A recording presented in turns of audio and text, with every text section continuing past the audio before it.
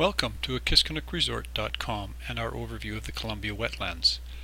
World-renowned Canadian wildlife artist Robert Bateman is quoted as saying, "One of the most precious things on a world scale is the Columbia River wetlands." Let's go take a closer look. From its headwaters at Columbia Lake, the Columbia River begins a 2,000-kilometer journey to the Pacific Ocean by flowing north along the Rocky Mountain Trench. From Fairmont Hot Springs to Donald Station, the Columbia Wetlands are one of the world's most significant ecological treasures. At 180 kilometers in length and 150 square kilometers in size, it is one of the longest intact wetlands in North America. As the river flows north, it becomes an entrenched channel river system that winds through the wetlands and shallow lakes. Flooding causes it to overflow its banks, causing extensive tributaries, ponds, and marshes.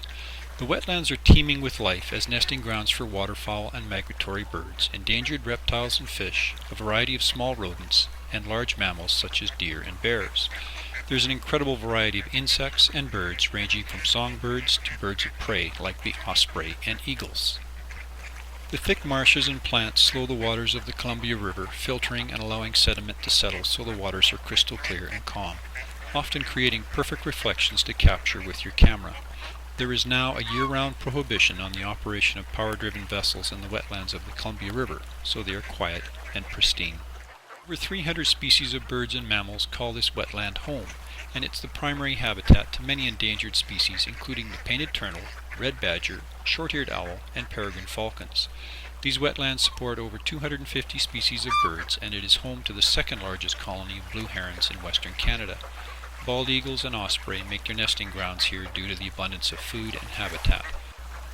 Over 15,000 migrating waterfowl pass through each spring and autumn, depending on the wetlands to survive their journeys. The sandstone bluffs provide habitat for swallows and are turned into sculptures by the forces of erosion, creating a dramatic backdrop to the wetlands. Each May, Invermere hosts a Wings Over the Rockies festival. It's a perfect time to see many of the birds that pass through on their semi-annual migrations.